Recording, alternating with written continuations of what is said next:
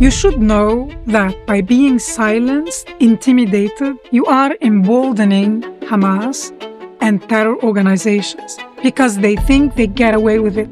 It's making the problem worse. My name is Rawan Osman, and this is my story.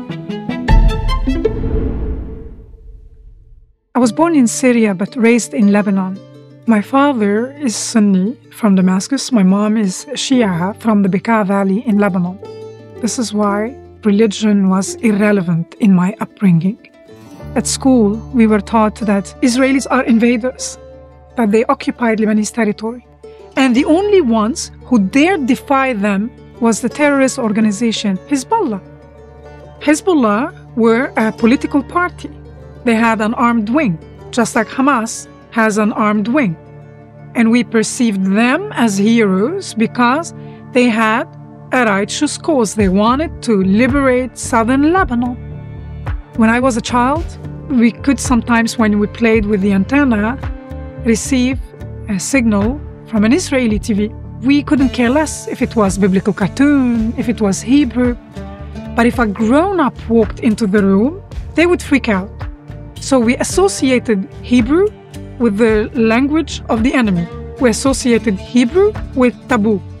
Politicians, famous journalists, news anchors, wise people, your parents, your teachers, everybody's telling you the Israelis, the Jews, the Zionists are our enemies.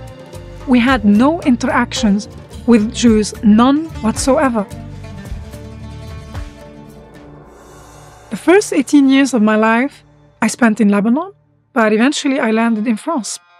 So I landed in Strasbourg, and on the first day, I went across the street to a small grocery store. They were speaking a language I knew. It was Hebrew. When I turned and saw religious men with sideburns, dressed in white and black, big beards, I panicked. I dropped my stuff, crossed the street, ran up to the third floor, locked my bedroom door. I was sharing the same space with the enemy for the first time ever, and it was overwhelming. It was my first day in France, and I was going to spend at least a year there.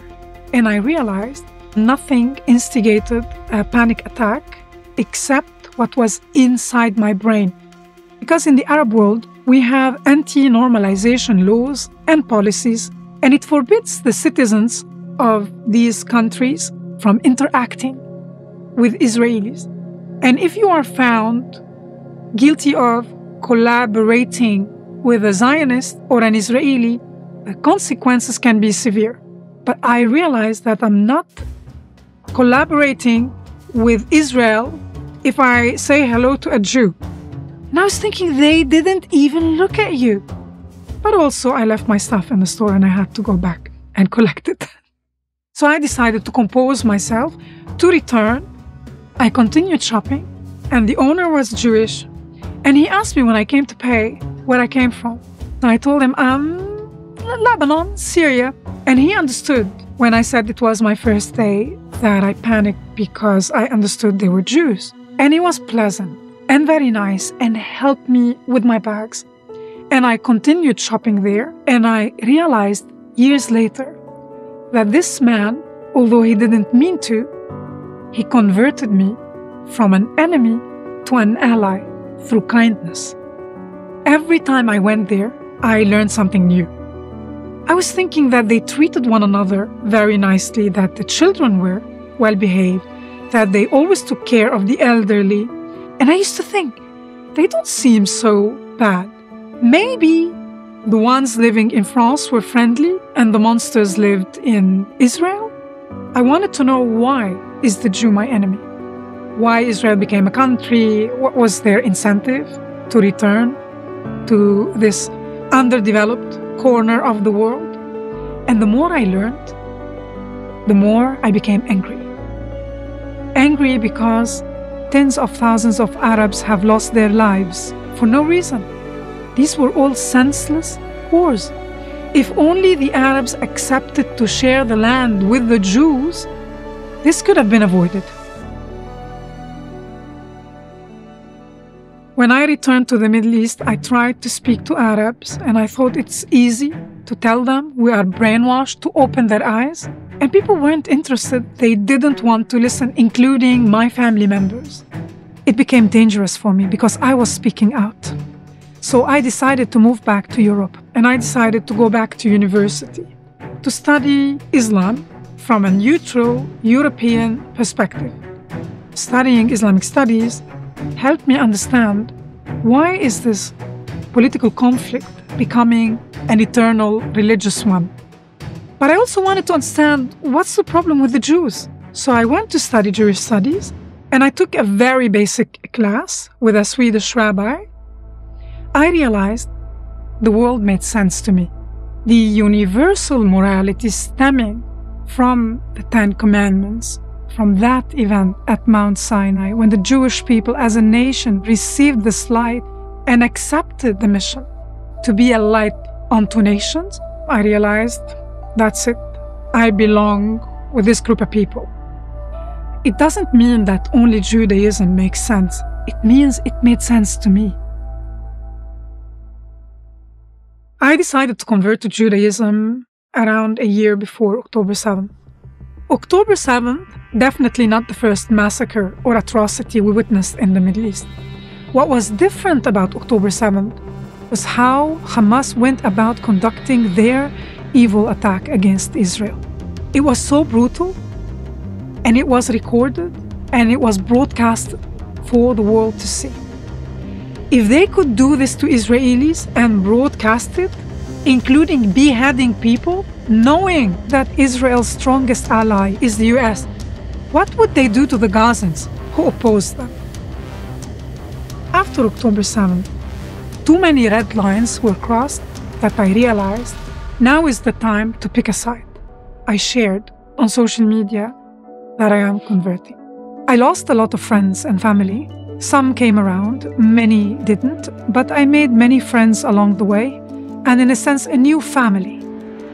I don't regret anything I've done. I'm happy, and I feel with all my heart that what I'm doing is the right thing. Since I decided to convert, I wanted to visit Israel, but I was hesitant because once I visit Israel, I can never go back to Lebanon and Syria. January 1st, 2024, I went to Israel for the first time. Now, after meeting thousands of Israelis, and I'm not exaggerating, I understood that 99% want peace with the neighboring countries. So many have roots there. So many have their ancestors' graves in the region. They just want peace. It took me a long time to dismantle this very complex narrative of lies that I grew up with. Any sane person should condemn Hamas and side with the Israelis. I would expect every government, even in Syria, in Lebanon, even Hamas, if they were decent people, they're supposed to protect their families, their children, their mothers, not sacrifice them. Why is the rest of the world confused? Due to intensive brainwashing. But in the West, it's because they don't know much about our history. They don't know what happens in Gaza, in the West Bank, how these groups treat their own people. The West doesn't understand the danger that radical Islam poses to Western civilization. And it's coming, and you're embracing it. You should know that by being silenced, intimidated, you are emboldening Hamas and terror organizations because they think they get away with it. Know that your silence, that your passivity, it's making the problem worse. We need you to stand up, to speak up, to defend Western civilization. Stop apologizing. Sometimes we have to fight back for the sake of our children. This camp that endorses political Islam is growing every day. It is time for moral clarity, and light, as it always does, will prevail. Thank you for watching this video. To keep PragerU videos free, please consider making a tax-deductible donation.